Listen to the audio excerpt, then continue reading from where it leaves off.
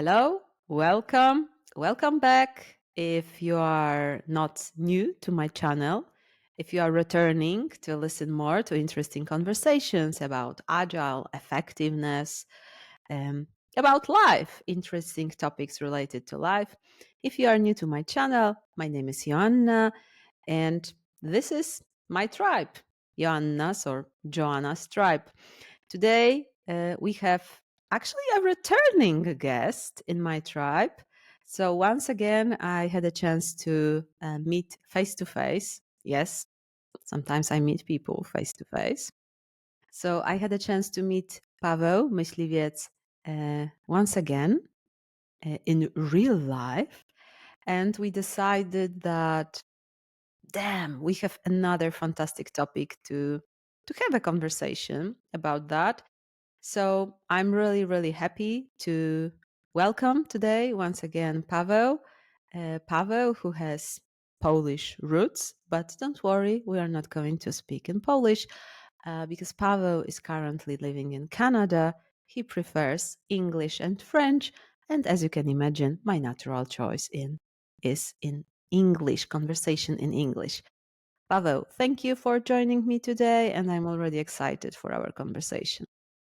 It's good to be back. It's almost like every time we see each other, we find a reason to do another podcast. So I hope for your audience that you won't be seeing me every other month, because otherwise I'll be returning here pretty frequently.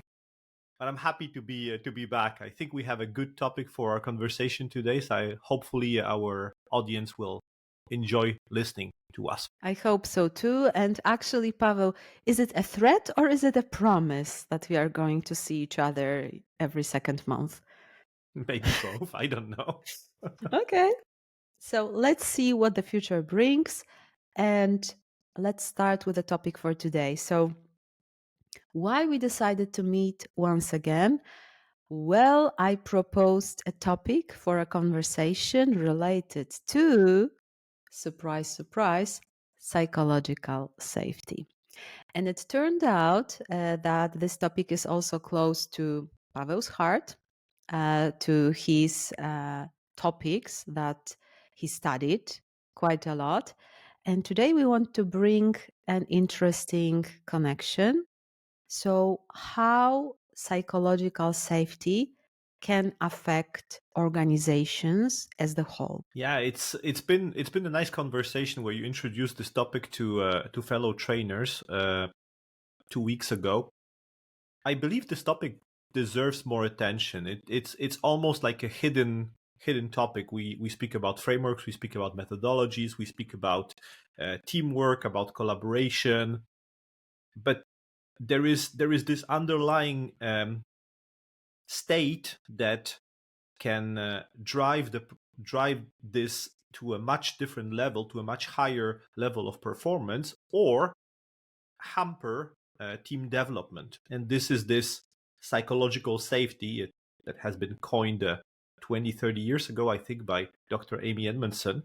So it's been a while, that starts to become much more a topic of the day, where people realize that without this psychological safety, or with limited psychological safety, things cannot grow, or at least are very much limited in terms of growth and potential. So when you brought this topic and started exploring how it influences teamwork, I think it goes beyond the teamwork. Our teams are not separated islands or isolated islands on the big ocean. Our teams are part of an ecosystem. We call it organization. Organizations are part of industries. And I think that by taking this bigger ecosystem into mind, we can improve our chances to grow psychological safety within teams and around teams. So that's what I wanted to explore with you today, about what are our ways to influence it on the broader level than team level. Mm-hmm. Mm-hmm. Definitely very interesting topic for me. And I believe that it will be good to remind everybody, if you did not have a chance to see any of my previous videos or my podcasts, which I recorded together with Scrum.org, on psychological safety. So it's really interesting what we are going to explore today because, according to Professor Amy Edmondson, we should actually say that psychological safety exists generally on the team level. So, Professor Amy Edmondson, when she was studying different teams, especially in the medicine, and she was trying to discover why some of the teams are more effective, why some of the teams are better when it comes to performance in the same organization, maybe even same departments. And she noticed that psychological safety was the differentiator, something that was the biggest predictor when it comes to assessing the potential for high performance. So, what is the short definition of psychological safety? So, it's a belief, common belief for the team that it is safe to take interpersonal risks, which means if you are not sure what it actually is about. So, for instance, I'm not afraid to become vulnerable. I'm not afraid to admit I don't understand. I'm not afraid to ask a question. I'm not afraid to challenge ideas, still in a respectful way. However, this act of saying, well, I have a different perspective, or what if we take a look at the different perspective? So all those moments when we decide to act in such way, it means that we felt psychologically safe. So we were not so much afraid to become a clown, to become a disruptive person in the eyes, in the heads of our co-workers. So why it's interesting? Because Pavel is making an interesting connection while, according to Professors Edmondson work, it is on the team level, but apparently it is worth to think bigger because, well, as you can imagine, if we have one in our organization, one high performing team with high psychological safety, and plenty of the teams with low level of psychological safety, it will affect the effectiveness of our organization as a whole, right? Yeah, that's sure for sure, and it can even create some unhealthy relationships between teams, between colleagues, between managers. If there is, for example, promotion of this team as the objective for everyone to be followed. So I believe that even as humans, we already have some elements that are part of our genetic design and evolution that influence our ability to be psychologically safe. Hmm. It's I don't want to go too deep into this area, but there are limitations to our ability to be naturally psychologically safe as a person. So building trust with people who we work with uh, will help overcome these limitations that we have. We'll feel safer taking interpersonal risk if other people um, show their respect, show their trust. If we grow an environment between us, we can overcome some limitations that come with us by design. Now, thinking even broader than the team, and this is why I brought the notion that a team is not living in isolation. Amy Edmondson had an interesting insight when she was studying medical teams, and you referred to her study.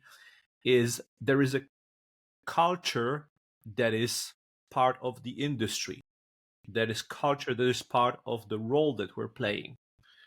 For example, if I'm a nurse, I may not feel safe to bring something to the attention of the doctor because doctor seems seems to have higher level of education, higher level of expertise than me. So who am I to speak to a doctor? So I think there are different things that just the team dynamics between us that drive how we show up, our ability to be psychologically safe and take these interpersonal risks up. Mm-hmm. So that's why I think, respectfully, of course, because I haven't studied it as much as Dr. Edmondson, I would probably disagree that it's only on the team level that we can affect psychological safety. Okay. I've asked this question to a few people who also studied the topic of psychological safety, and maybe you will be interested in hearing the answer. Yeah. So you work when it comes to building high performing and learning organizations, you work team by team.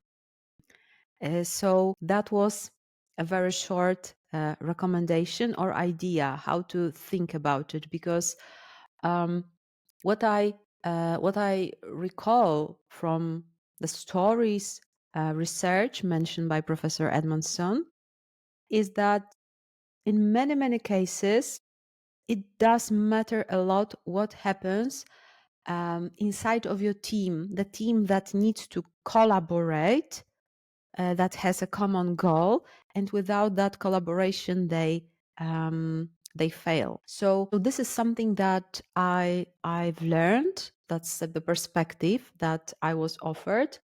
That there might be indeed, and I think it resonates a lot. So thank you for bringing this up with me.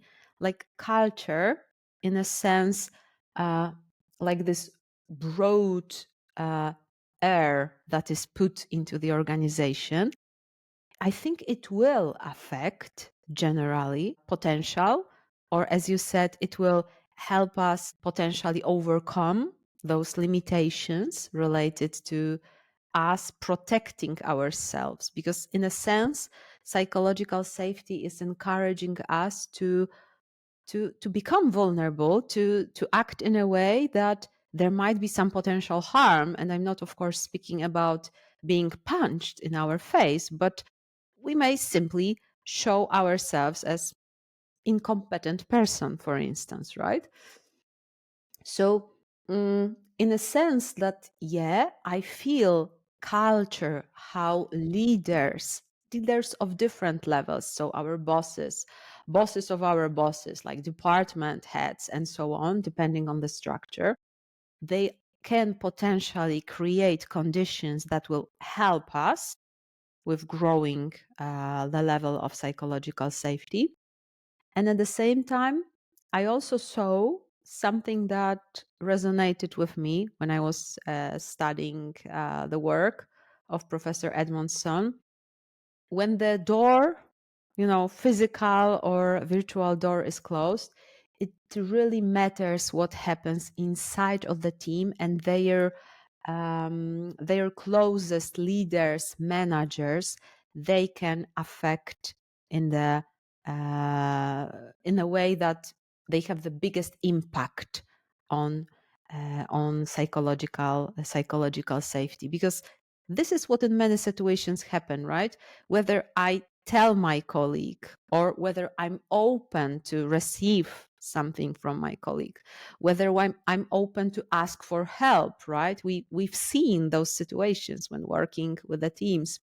When we are not eager to ask for help, there will be a delay in the whole uh, production process, in the whole process of learning and delivering value. Yeah, it's delay, probably additional cost, lots of quality issues that can arise from the lack of psychological safety. I mean, when you dig deeper, there is lots of stories, examples of at very high level of publicity about things that have happened that could be traced back to psychological safety, or vice versa. Examples of some may call it miraculous um, rescue that could be traced to presence of psychological safety. You certainly have read books by Amy Edmondson where she mentions, for example, the landing on the Hudson River as Mm-hmm. an example of a high level of psychological safety that saved people on the plane because the pilot and then co-pilot and the whole staff could land with very, very high level of psychological safety. So it's interesting how this is a game changer that can be driving the whole team, even sometimes whole organization one way or another, depending of its presence or absence. You brought a very interesting point about leadership role, and leadership role at the very closest level to the team. So I like to pick your brain on the culture where leadership can be promoted among leaders. So how a higher level leader acts towards lower level leader will influence how this leader will act on the team level, and maybe influencing on the vertical side leadership to promote psychological safety, promote transparency, promote openness, can trickle down the benefits, even though these middle layer managers wouldn't necessarily act in this way by themselves. So I wanted to pick your brain on this influence of leadership culture that can promote psychological safety, going all the way down to teams for a given department. That's an interesting point, and I quite often tend to say that when we think about this kind of situations, we feel like leaders are standalone human beings. And what helped me a lot in the past is to realize that typically we have teams, right? Leaders, in a way, they are also creating teams. And in that sense, I believe that they can work on two levels at least. So on one hand, I'm totally convinced, and this is also a part of Professor Amy Edmondson models. Our direct leaders are directly contributing to the level of psychological safety. They can increase it or decrease it relatively easily. However, we may also think that a leadership team or leadership teams, they can also act as a team, which means that they can build psychological safety inside of their team, and they can also act as leaders who lead by example.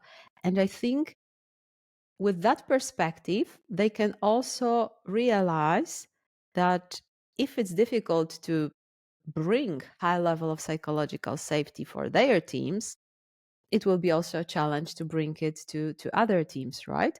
So I think it could be also some kind of the lesson, interesting perspective, when leaders believe they are actually a team. It's not a group of people who argue, who have some kind of constructive conflicts on problems related to decisions for the department, for the whole company. But when they think we are the team, and how we act, the quality of our relationships, professional relationships, our level of psychological safety, how we model that can also affect our teams. So I like to think, when speaking about organizations, I like to think about it in the following way. Why? Because I felt in the past that this story from Professor Edmondson, that one medical team was high performing and the other one was like okay-ish, but there was a difference, right? There was a significant difference. I think that sometimes we may create some kind of islands, this is the island of high performance, high level of psychological safety. But in the end of the day, as we already spoke, I think we need to remember that our teams are not living in the bubble. So it might be good to think how to build psychological safety, high level of psychological safety, and affect culture, affect certain behaviors, ways of working that will be represented, like this is how we want to work, this is how we function here in this organization. And I think this is an important connection here. So it ties back a little bit to your discussion with other researchers who dig deeper into this subject. Is you were mentioning team by team, but I wonder whether this team by team is something that should be done in, well, or should be done. I mean, is it something that pops organically, like different coaches, different teams in different departments, or whether there would be a benefit to meet with what you're saying right now to bring leaders from the same department, promote maybe an increase in psychological safety in this department with the right support from leadership who can show example and of course increase it on another level for this whole cluster of teams, maybe bringing a broader exposure to what's happening and cross pollinating other departments, Mhm. other teams, including them in this venture. So I was wondering whether there was an advantage of clustering this at the department level with different leaders being involved, or should we just let it happen whenever it's happening and then kind of cherish whatever sprouts grow wherever they grow? Mhm. Well, generally, based on what I've learned and based on the discussion that I had, I would be careful with making an assumption that cross pollination will just be, or it is will just become, or it will be relatively easy. Why? Because we are speaking about complex problems. So bringing a high level of psychological safety is a complex problem. Having said that, in complex domain, there are no best practices. And in that sense, I think that having a focus on particular team and helping them build this psychological safety while working on some business outcomes, because this is in the end why we are speaking about psychological safety, because we know that there is a connection between business outcomes and the level of psychological safety, and we want to create conditions that will help us become more effective in delivering business value. So I think that in that way, it makes a lot of sense for me to focus on the team. And at the same time, I had recently a really interesting conversation, but it was in the context of Scrum, that we tend to believe that when we do a lot of things, when we establish a framework as it is written in the guide, then it is Scrum and Scrum will work. But my favorite metaphor, I think, about Scrum is that this is white glove test. So it comes to you, Scrum well implemented will be itchy, will be showing you there is a dust over there. It will uncover a lot of problems. And I believe that when you start this adventure, when you start this challenge with, for instance, one team, when you start working with their leaders or a leader that the team is reporting to, you will start uncovering more and more interesting challenges. And I tend to believe that the process will guide you. Like my default will be that the leader will need your support. If you act as a coach, if you act as a mentor, definitely this person will benefit from your support, because leaders, we tend to say a lot of tough and or terrible things about the leaders, but the truth is, if you deep dive into their professional lives, they have a lot of pressure, they have a lot of tough conversations, all those things may affect how they work, how they react, and this can lead to teams' perception on what are the expected behaviors, what is okay to be said out loud, and so on. So I think that start somewhere where you believe it makes sense. I would definitely start with a team that has some business outcomes that they can really actively influence on. And you can observe some changes over a course of weeks or months, right? So I would start over there and I would see Hmm. what happens.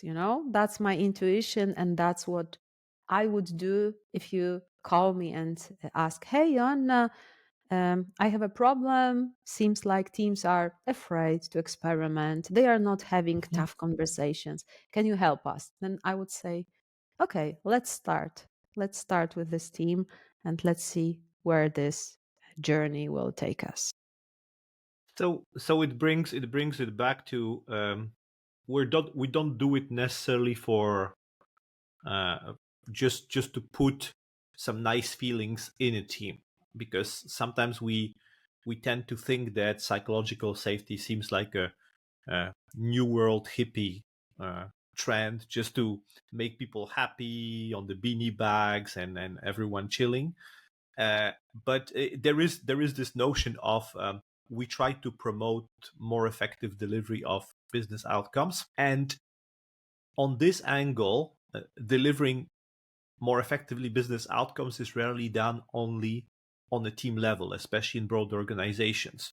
So, given that it requires your collaboration potentially with external stakeholders, potentially with other leaders, maybe other people who can influence this delivery, you ought to, at one point, include these relevant stakeholders in your conversation and promote the psychological safety between team members and these people. So while you're starting at the team level, I haven't seen many, maybe my career isn't that impressive, but I haven't seen many teams who can do everything in a vacuum and deliver major business outcomes with little relationship with the external stakeholders and external world. At least to validate whether the value has been delivered, you should speak to users and customers. So at the very least, you have this feedback loop that should be transparent and stable enough to get meaningful conversation about value delivered.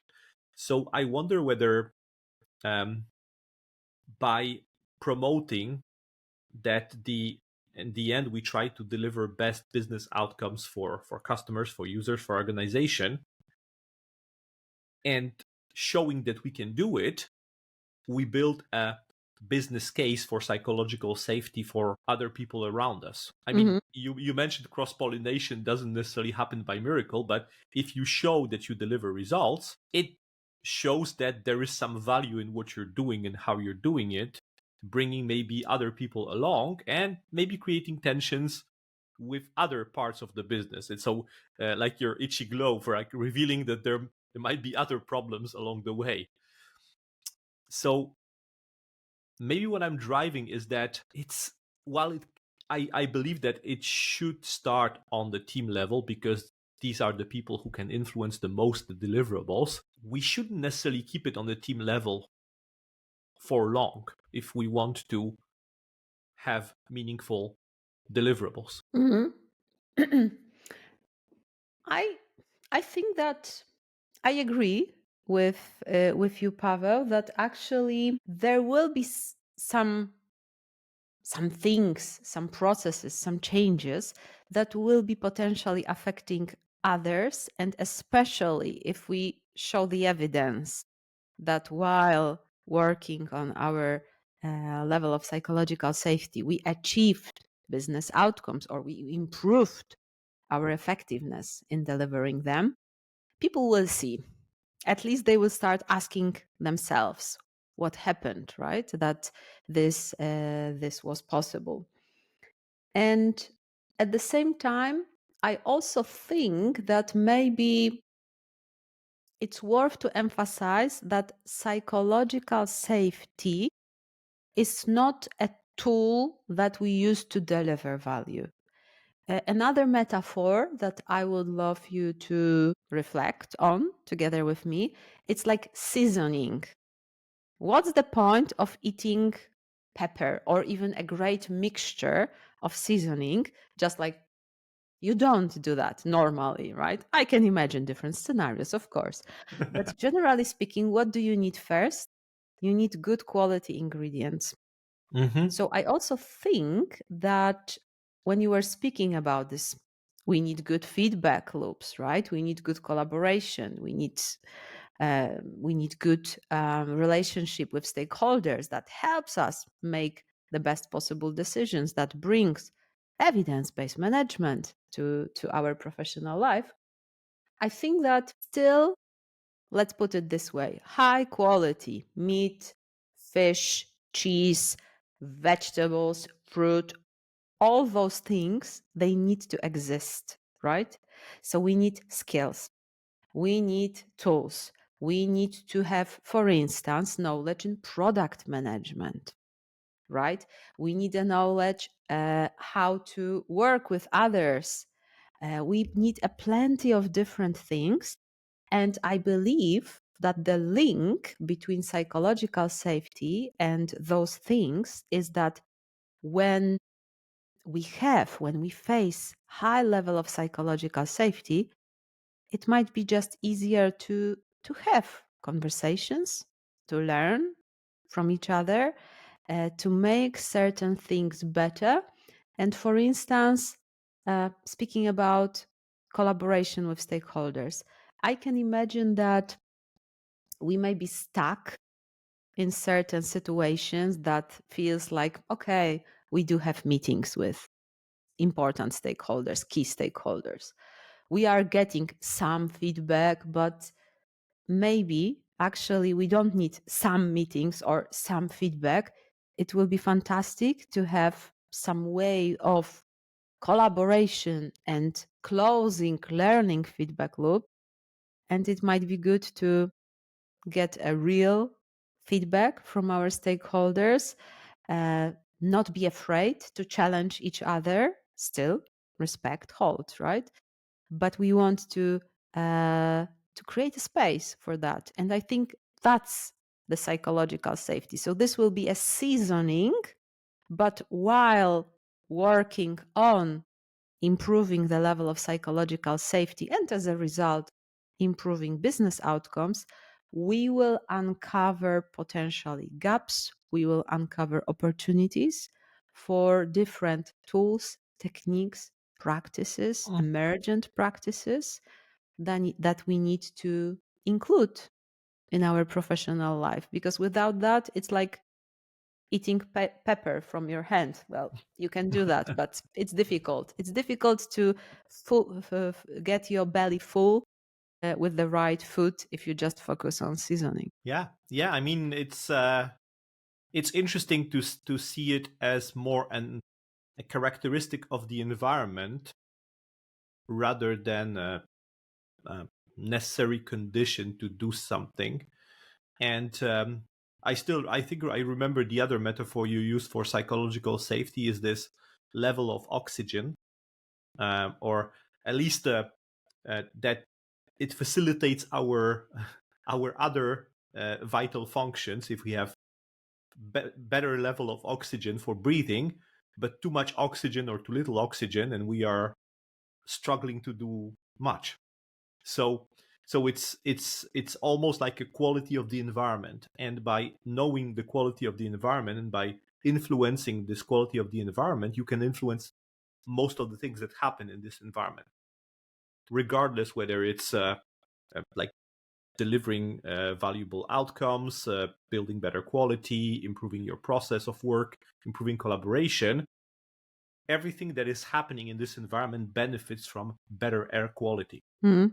So this metaphor kind of stuck. So I guess that what remains is trying to identify, first of all, what is the air quality we have right now, or what is the level of psychological safety we have, and maybe uh, building better conversations as a team, how we can improve it throughout our life cycle, throughout of the time we are working together.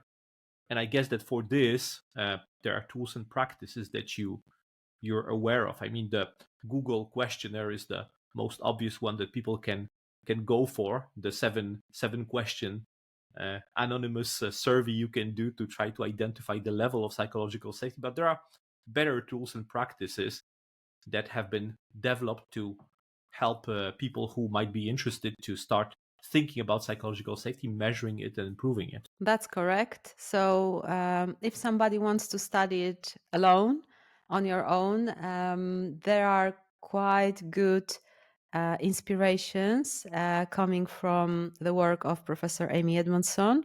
We can measure, let's put it this way, different aspects of psychological safety, because it's quite interesting, but we may have a high aspect of, let's say, willingness to help each other, but maybe we will not be eager to, when it comes to our collaboration with the leader, we will feel like the leader is not allowing us to make mistakes, for instance, and we will be punished. And that's a clear connection to, for instance, product discovery. Some people ask me, but how do I tell people that, yay, let's experiment? And I tend to say, let them bring experiments that are inconclusive or they are rejecting hypotheses, and tell them thank you for bringing learning, right? So we have different aspects. Going back to the model, we can measure that, and we measure that on the team level, and based on that, we can start a good conversation. Because let's remember and let's remind ourselves, it all starts with people who are involved. We are unable to change others. We can only inspire and influence others. And the team, and this is, I think, the role of the team psychological safety coach. Our job is to guide the team in that process, help them decide what they want to do and how, and go through this, reflect, and again inspect and adapt, decide what to do next. So I think this model that we have, and I also know that quite recently there was another survey, another model, supplementary model created, that is related to leadership. So it's specifically for the leaders to help them realize what is happening in that area. And as always, start where you are, measure, reflect, decide on the next step, do the work, do some actions, repeat, and improve over time. That's I it. guess there is lots of work cut out for people who are willing to step in this arena, but this work is worth it. It's once you see improvements in psychological safety, it's definitely a different world that you're working in. It's much more enjoyable to show up to work. It's much more rewarding to deliver something together. You feel like you're really part of the team and not just clocking hours and getting paid for it. And you almost wonder, why haven't I discovered it earlier? why wasn't it possible before? But I believe that most people have had a chance to experience psychological safety, if not in their organizations at work, maybe in their youth organizations, maybe in their, I don't know, chess club when they were 12, or in a musical band when they are 14 or 15. There is something that you remember experiencing when you were in a different setting, where you felt like, I was part of this team. We could speak about each other. We could speak about everything. We had each other's back, and I think it's possible to help creating it in our organizations. This feeling that most of people are missing, that they experienced before, but they never had a chance to live at work. It's something that can be influenced by leaders who are willing to step in and support the development of this uh, team spirit, sometimes called. Yeah, and let me remind you, speaking about metaphors that we used in our conversation, there is always air in the room. So, in a sense, Mm-hmm. I think we may say everybody directly or indirectly realize that this air is actually affecting how do I feel, how my colleagues Mm-hmm. feel, and this is affecting all those relationships, all those things that we mentioned, the quality of our conversations, and generally speaking, the business results are affected too. There is a clear connection to performance, team's performance, and the level of psychological safety. Okay. Well, yeah, I think we made a big detour to our starting point. It's very important to build psychological safety on a team level, and while there is no one way of going about it, I think that we really have to understand that it's not something that is likely to happen just by itself, just because we wish it will.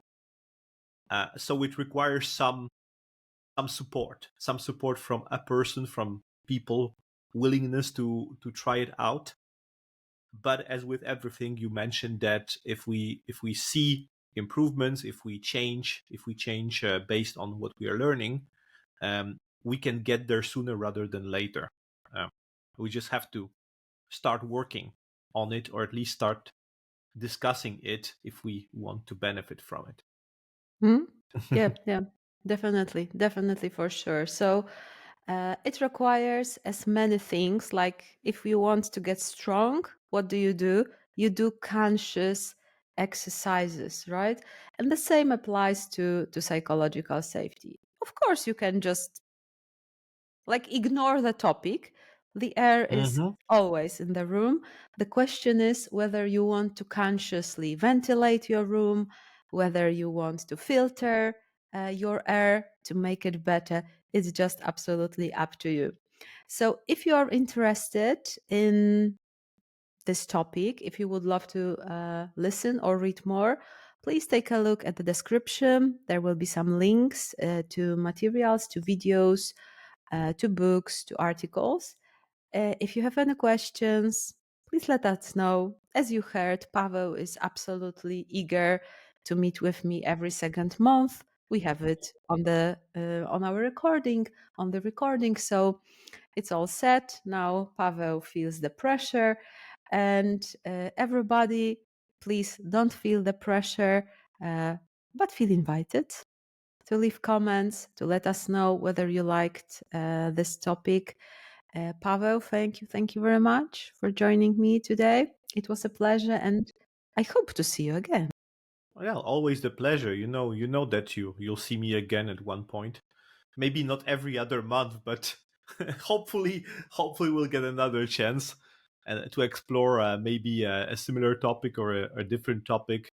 And I I think that these discussions are very helpful. Myself, I'm enjoying lots of podcasts, and listening to other people opens your mind and makes you think about some things that you can bring into your own life, into your own teams, and hopefully improve people's life around you.